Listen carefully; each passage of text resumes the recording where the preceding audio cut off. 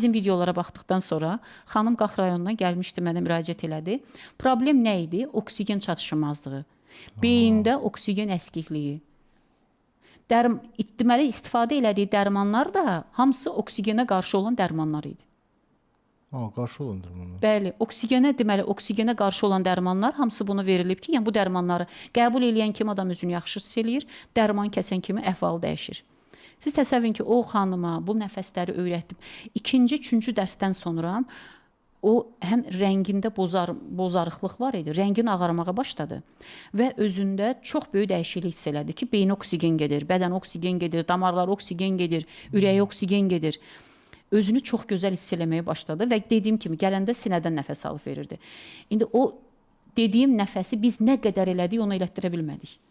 Yəni 6 dərslə qarınla nəfəs alma, vermə bədəni öyrəşdi.